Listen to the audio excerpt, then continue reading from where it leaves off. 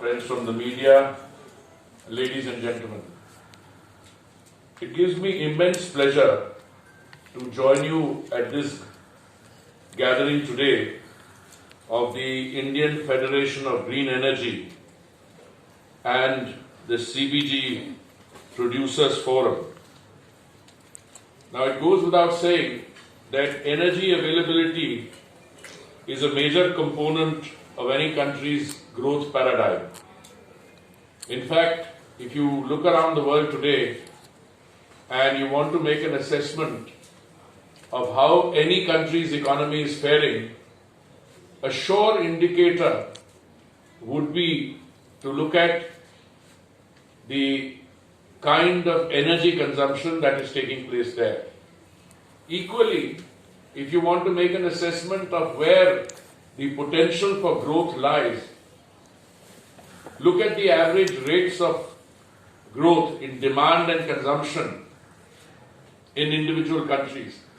And I can say with a degree of humility that whilst the global energy growth, make allowance for the years affected by COVID or other developments, whilst the global growth is taking place at around 1%, India's growth is at 3 times that rate, or 3%.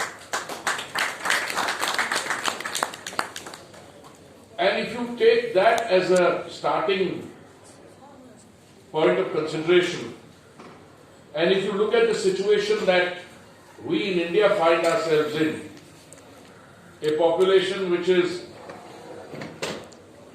1.3 plus billion, a population which is contributing to economic performance, which is one of the largest economies in the world today. If you look at current GDP sizes, India is the 5th largest economy with a GDP of 3.8 trillion.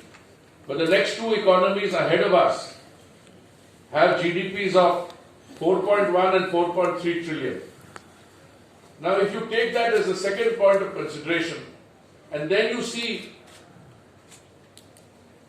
what the sectional or you do a forensic on the kind of economic performance that is taking place.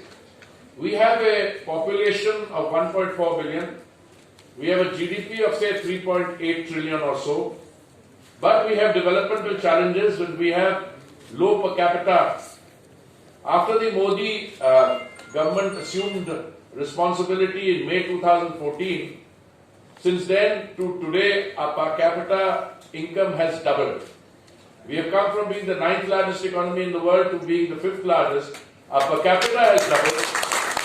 But the real story, if I may be permitted to put it, is the shape of what is still to come. Because when you have a population which is a low per capita, the chances of energy requirement or the need for energy is exponentially much higher than if you have, let's say, a 4.1 trillion economy which has a mature listing and a per capita income of say $40,000-$50,000. You can't consume any more energy there. So it is not surprising that energy consumption rates are flat there or coming down. There may be individual aberrations of some geopolitical event which requires them to import more energy. But otherwise, they've planned well and they're more or less at saturation point. And you add to that one more factor, and then you realize why India, I think, is a very important segment of the global growth story. Insofar as crude is concerned, we import, I think, 85% of our requirements. Insofar as gas is concerned, natural gas, we import about 50+% of our requirements. Now it's very easy to say, oh my God, what has happened over the years? I read an article this morning, it says, a crude production is not increasing. It's not increasing because some things fundamentally went wrong.